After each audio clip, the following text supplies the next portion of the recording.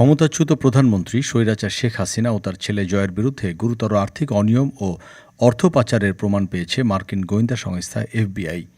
সংস্থাটির লন্ডন প্রতিনিধির মাধ্যমে বিষয়টি নিশ্চিত করা হয়েছে। উল্লেখ করা হয়েছে যে ইউএস ডিপার্টমেন্ট অফ জাস্টিসের বর্ষিয়ান আইনজীবী লিন্ডা স্যামুয়েলস বিশেষ এজেন্ট লা প্রিভোটের সাথে যোগাযোগ করেন এবং দেখেন যে $300 মিলিয়ন বাংলাদেশ থেকে মার্কিন যুক্তরাষ্ট্রের বিভিন্ন ব্যাংক অ্যাকাউন্টে পাঠানো হয়েছে। 9 সেপ্টেম্বর যুক্তরাষ্ট্রের federal bureau of investigation FBI এর প্রতিনিধি দল বাংলাদেশে দুর্নীতি দমন কমিশনের মহাপরিচালক এবং অন্যান্য সংশ্লিষ্ট কর্মকর্তাদের সাথে দেখা করেন এবং বিপুল পরিমাণ নথি হস্তান্তর করেন। এর পাশাপাশি 1 অক্টোবর বাংলাদেশে ইইউ প্রতিনিধি দলের সহযোগিতা বিভাগের প্রধান মিশেল ক্রেজারের নেতৃত্বে 3 সদস্যের একটি ইউরোপীয় প্রতিনিধি দল তৎকালীন দুর্নীতি দমন কমিশনের চেয়ারম্যান মোহাম্মদ মঈনুদ্দিন আবদুল্লাহর সাথে দেখা করেন। কমিশনের অপারেশনাল সক্ষমতা জোরদার করার জন্য পাচার করা অর্থ পুনরুদ্ধার করতে প্রযুক্তিগত সহায়তার পুনর্বিন্যাস নিয়ে আলোচনা হয়। ডেস্ক রিপোর্ট, আজ বার্তা, ঢাকা।